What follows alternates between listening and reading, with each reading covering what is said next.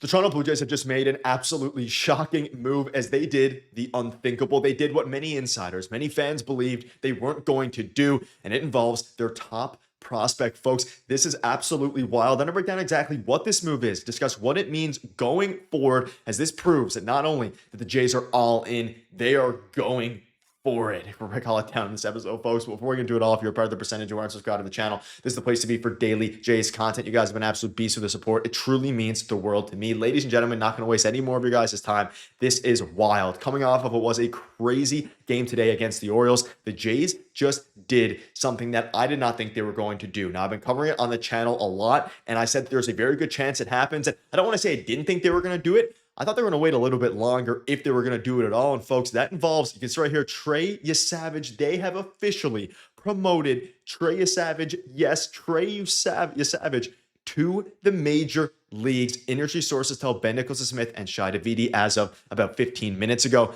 Expected to be active by Monday. He'd been slated to pitch for the Bisons on Sunday. Folks, if you've been following this channel for a while, I've been saying that this is very, possible, and they've been really, keeping an eye on the potential of this move. And I had a video on it a few days ago following his, start with AAA where he went 3 innings. And in that video where he went 3 innings, 0 hits, 5 Ks, I said, if there's a time to call him up, it is right now. And I truly didn't think they were going to do it, but I kind of predicted a little bit. So I'm going to pump my own tires just a little bit.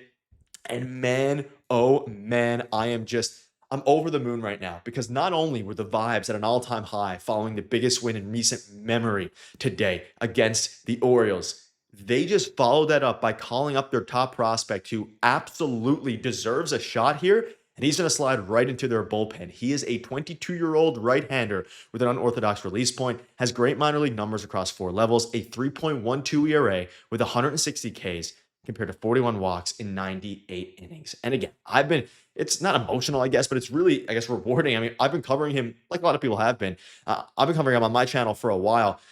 And just to see how he's climbed up through the levels, we think back to his A ball numbers to start the year, 2.43 ERA, dominant. A+, even more dominant. Promoted to AA, a little bit iffy, called him up to AAA, started off like he does at every level with a little bit of command issues, a little bit of struggles, comes out, figures himself out after the first couple starts, and was dominant. And you look at those strikeout numbers, folks, it is bonkers, right? Like Ben Nicholson-Smith alluded to. And 160 strikeouts in 98 innings. That's like 2 strikeouts an inning almost, a little bit less. Obviously you can tell I'm super excited. I'm probably talking a little bit fast right now, but it is what it is. I see you guys in the comments sometimes. Work on slowing it down. But I am over the moon right now. So probably not for this one. I'll probably be speaking fast for this video. Folks, I am just extremely excited because the Jays now, they are all in. Now, they're going to have to make another subsequent move in order to promote Trey Yesavage. I assume, I'm not exactly sure how the roster, obviously he's not on the 40-man. I'm assuming it's going to be a Ryan Borucki DFA, I think. Let me know down below. And of course, I'll have a subsequent video for you guys with more information as it comes out, probably tomorrow morning. I just wanted to get this done as soon as humanly possible. Because obviously that's what I do every single time for you guys. I'm assuming they're going to, get rid of Borucki.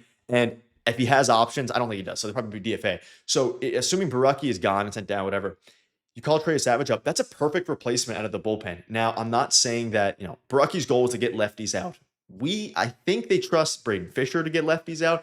I think they trust Yesavage with his splitter to get / changeup, whatever you want to call it, to get left-handers out. And man, oh man, is he capable of getting strikeouts. You can see here from running from the OPS, he has dominated in 2025, and that is putting it lightly. Over 95 innings, he has an insane 156 strikeouts, 2.59 FIP, and an expected FIP the same, which is rare, while displaying a deep pitch mix, which is highlighted by his high rise 4-seam fastball and a changeup with over 10-inch and IVB separation. So splitter / changeup, whatever you want to call it. And if you're not into the fancy analytics, that's really, really good stuff, right? It is extremely dominant. There's a reason he's able to get as many strikeouts as he wants. Now, I'm curious to see what role they're going to use him in. Is it going to be a 1-inning guy, 2-inning guy? Because they have Eric Lauer out of the bullpen in that bulk relief role. We saw it today. Was fairly useful, gave up a run. But they also have, some other guys in that bullpen now. But we've seen the bullpen, like it hasn't been great as of late. And I don't think they're afraid to use Yesavage as a long relief guy, as a 1 inning spot, 2 inning spot. You look at it right now, let's assume that they get rid of Brian Baraki. It's then Hoffman, Anthony, Yariel, Nance, Little, Fisher, and you throw Yesavage in there. You can throw Yesavage against lefties. You can throw Yesavage against righties. He's going to get strikeouts. He's going to get outs. And for them to promote their top prospect they drafted last year to the big leagues right now, which with the intention to pitch in the postseason. And something important to note, and I covered it in my videos here. I've been prepared for this video that many times I've covered him this year.